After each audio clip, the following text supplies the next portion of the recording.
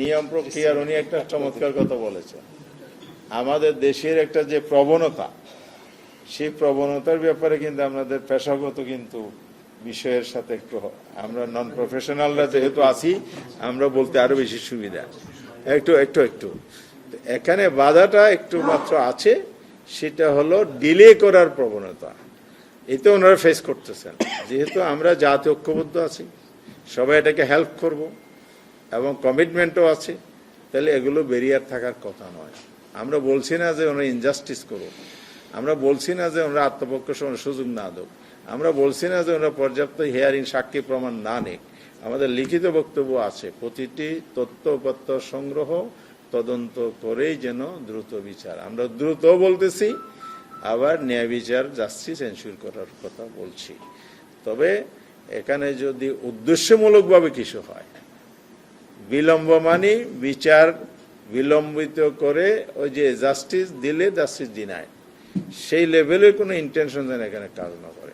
স্বচ্ছতা, জবাবদিহিতা with sincerity যদি কাজ করে, তাহলে সব প্রসেস শেষ করেও দ্রুত বিচার করা সম্ভব।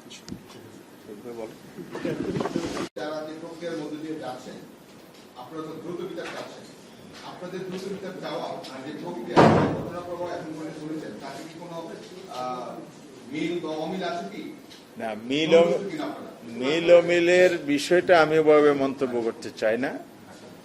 উনি ওনার জায়গা থেকে একটা রিপোর্ট আপডেট দিয়েছেন, আর আমরা তো আমাদের দাবিগুলো ফরমালি দিয়েছি।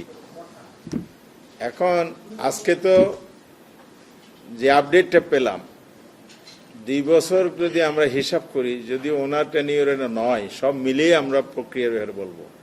আমরা তো নির্দিষ্ট করে ওনার কাছে ওনার কার্যক্রম নিয়ে স্যাটিসফাইড হতে চাই না। আমরা টোটাল কার্যক্রমের উপর একটা মন্তব্য মূল্যায়ন করতে চাই।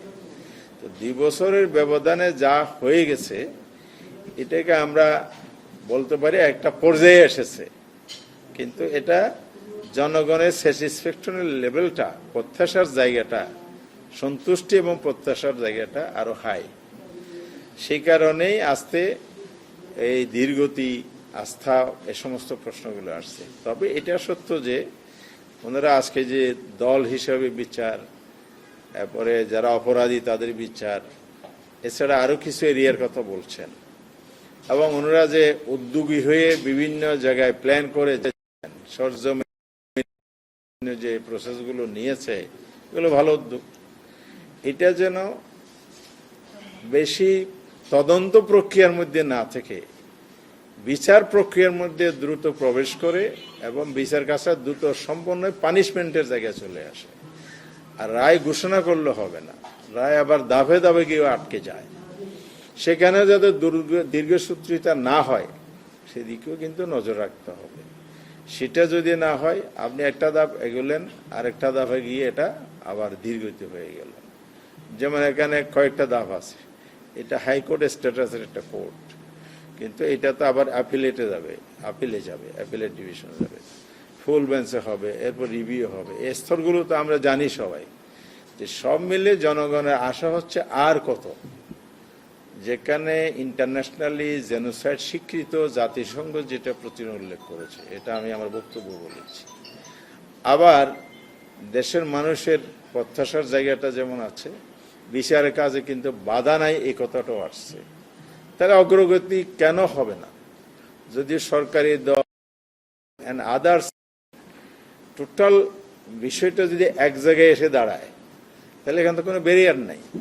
ব্যারিয়ার নাই মানে দ্রুত বিচার হবে। এটাই আমরা প্রত্যাশা করছি।